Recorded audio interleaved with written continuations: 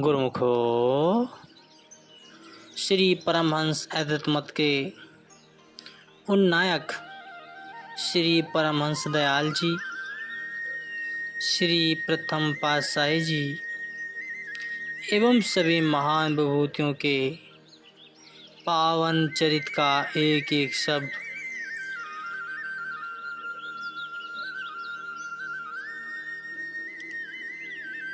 भक्ति के मुक्ताकरणों की आभा से ओतप्रोत है। गुरुमुखो, अमर ज्योति ग्रंथ को खोलते ही आत्म आनंद की अनुभूति होती है एवं सुरती सच्चे सुख में मस्ती और लीन हो जाती है। जब भी कभी जीवन में बाधाएं, कठिनाइयां अथवा अवसाद के क्षण आए तो महापुरुषों के जीवन चरित्र का अध्ययन एवं मनन ज्योति स्तंभ बन अपने आलोक द्वारा सुचारू पथ प्रदर्शन करता है।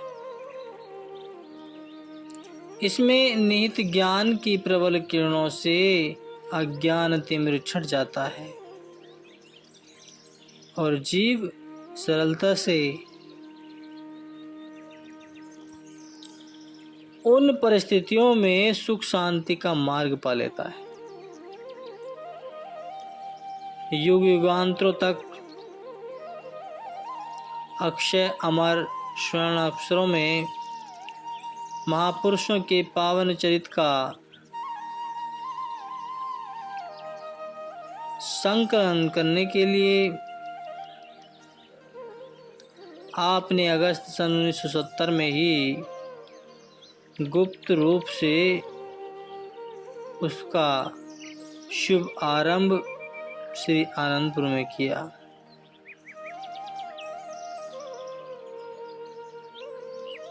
श्री परमहंस अद्वैत मत 50 पृष्ठों में छपा हुआ था। उसमें अधिकतर श्री आनंदपुर की रचना की प्रमुखता दी गई थी।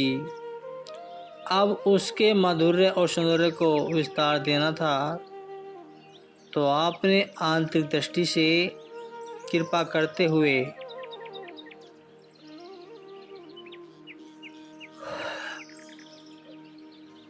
सेविका को बुलाया और फरमाया कि हमें एक छोटी पुस्तक को तुरंत के रूप में बढ़ाना है। यह कार्य अभी गुप्त रूप में करना है तो महापुरुषों की महिमा आगम है, उसके कुछ अंश को समय आने पर प्रकट करेंगे। सेवक ने श्री आज्ञा को सुधार कर विनय की, प्रभु इसे कैसे करना होगा? गुणवाणी, रामायण एवं अन्य किसी भी संतवाणी का मुझे कोई ज्ञान नहीं है। तो श्री वचन हुए कि श्री परमहंस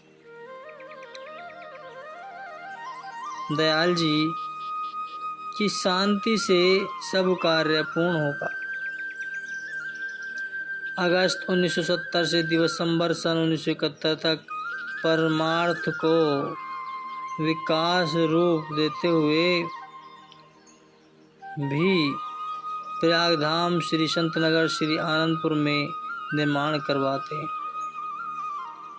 करवाते हुए लेखन के लिए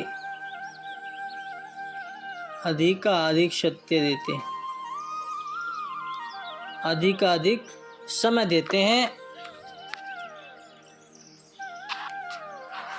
श्री मुख से प्रवचन फरमाते एवं जीवन चरित्र की झांकियां का वर्णन करते हुए स्वयं उसमें खो जाते। पुनः दूसरे दिन एक एक शब्द को सुनते और उसमें सुधार करवाते। एक साधारण सेविका को लेखक का नाम लेकर अनुग्रहित किया तो लेखक की समझ में न आया कि कब कैसे तब प्रवचन एक एक करके याद रखते हैं।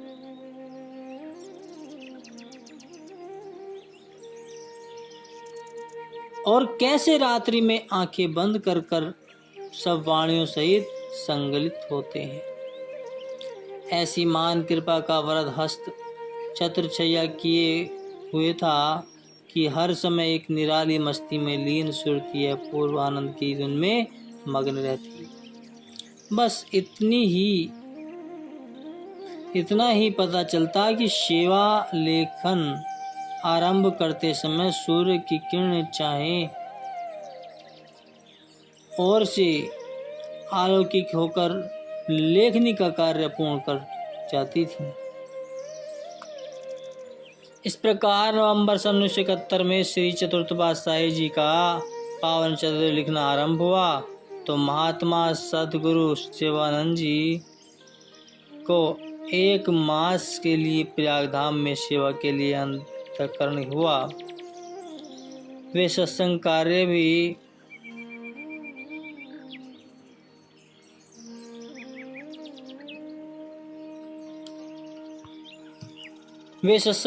भी करते थे एवं श्री आनंदपुर में मुख्य प्रबंधक भी थे। तो श्री सद्गुरुदेव महाराज जी, श्री पंचम पातशाही जी की आंतरिक मौज भी अब महापुरुषों के पावन चरित्र जितने लिखे जा चुके थे उन्हें प्रकट करने की थी। अतः आपने श्रीमान जी की विनय पर फरमाया कि हमारी मौज भी यही है कि आप श्री प्रयागराज में 1 मास रहें। हमने महापुरुषों के लिए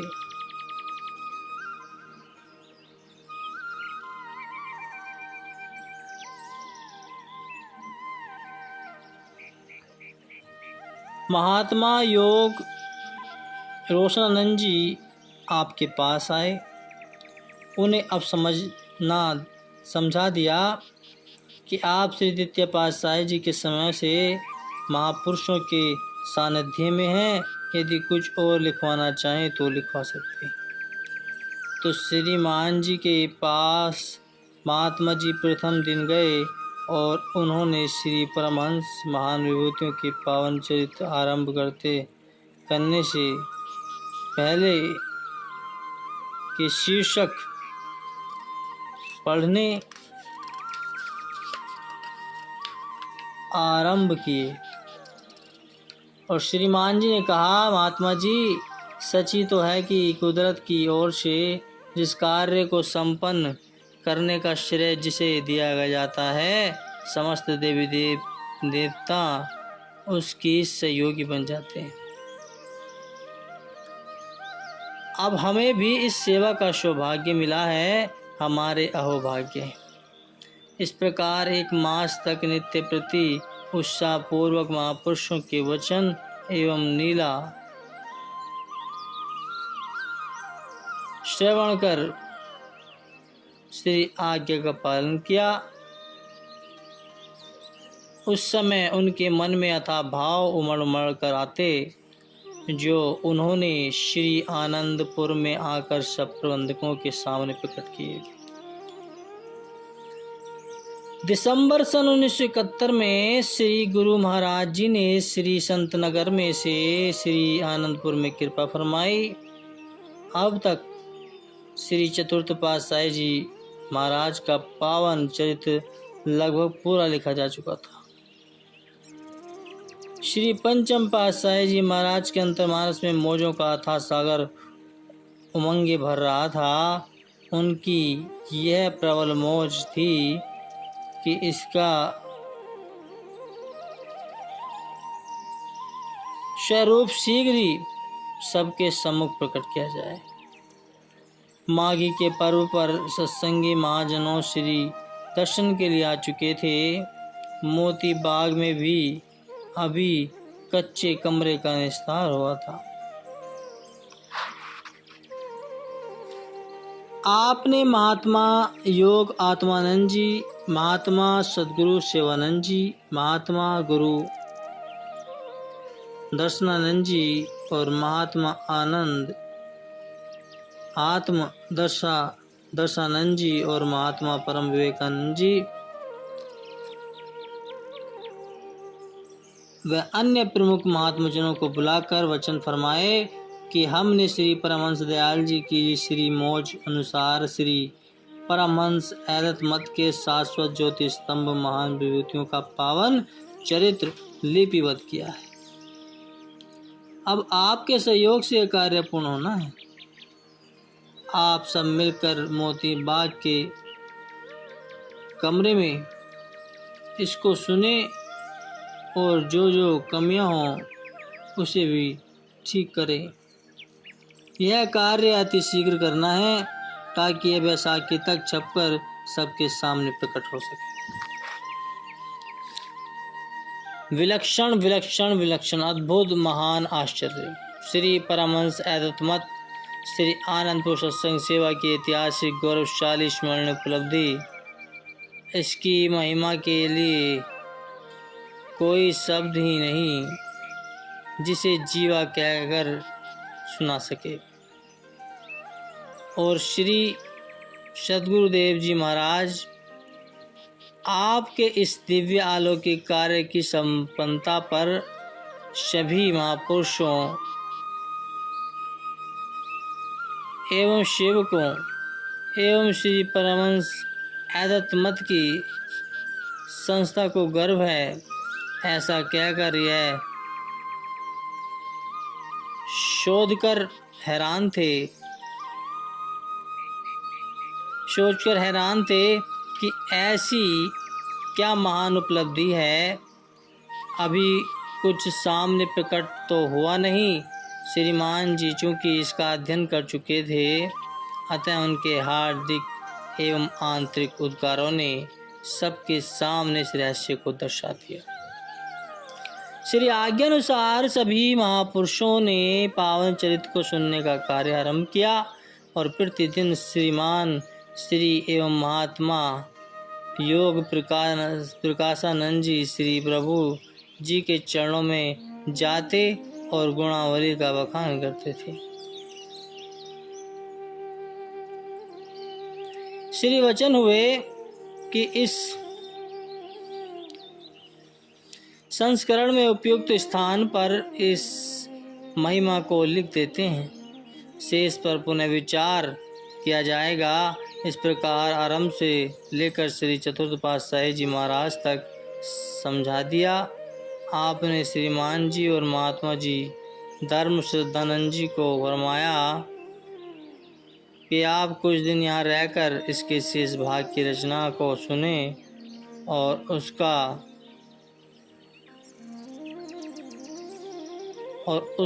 उचित स्थान पर समावेश करें।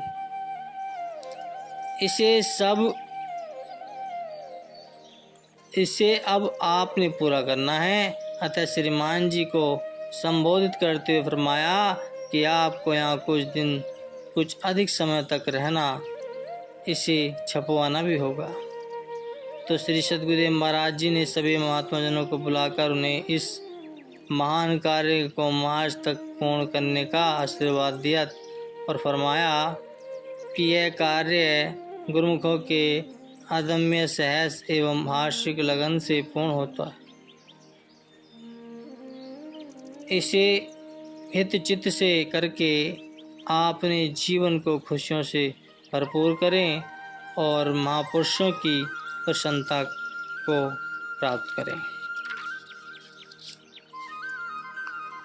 19 जनवरी सन 1972 को श्री गुरु महाराज जी ने श्री प्रयागधाम के लिए प्रस्थान किया। प्रथम कोटा में महात्मा सुखसागरानंद जी के आत्म सत्संग आश्रम पर श्री दर्शन एवं उद्घाटन का कार्यक्रम था। उधर प्रातः 10 बजे के लगभग सब श्रीमान जी एवं महात्मा जन लिपिबद्ध की गई चेतावनी को उल्लंघन के लिए आंखें तो संपूर्ण कार्य को छपवाने सहित देखकर कहने लगे कि इतना बड़ा काम इतनी छोटी सी अवधि में कैसे पूरा हो सकता है। ये हमारी सामर्थ्य से बाहर है।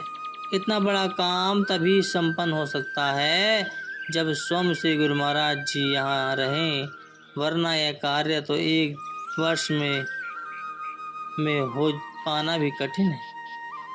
ग्रंथ की छपाई के लिए अक्षर आनंद संदेश से बड़ा होना चाहिए, जो अभी उपलब्ध ही नहीं है। श्रीमान जी ने 2 गुरुमुखों को कोटा भेजकर अक्षर आदि के लिए सब विनय भेज दी कि इधर लड़के के मन में यह विचार आया कि क्या श्री गुरु महाराज जी की मौज अब पूर्ण नहीं हो सकती।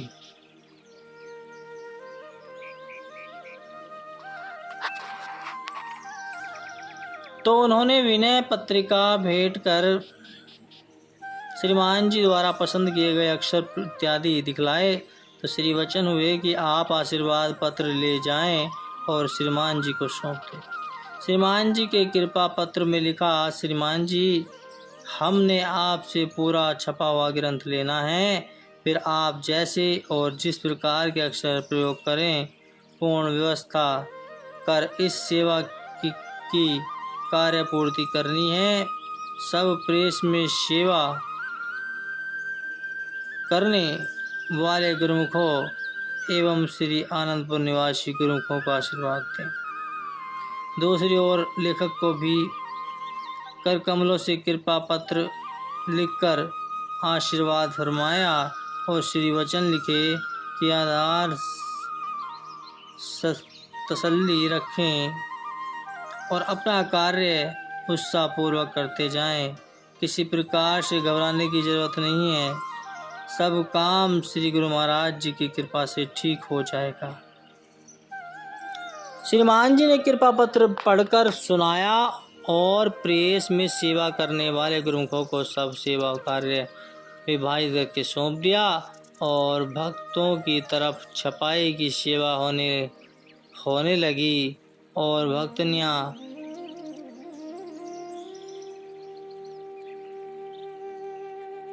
फूट कर प्रेसिंग प्रिंट की सेवा करने लगी। सब उत्साहपूर्वक अपनी अपनी सेवा में यह सोचकर जुट गए कि श्री गुरु सतगुरुदेव दाता दयाल जी की प्रसन्नता को पाने के लिए इस पूर्ण कार्य को पूरा करना ही है। तो श्रीमान जी ने 2 प्रेमियों को दिल्ली अक्षर फाउंड्री में भेजा।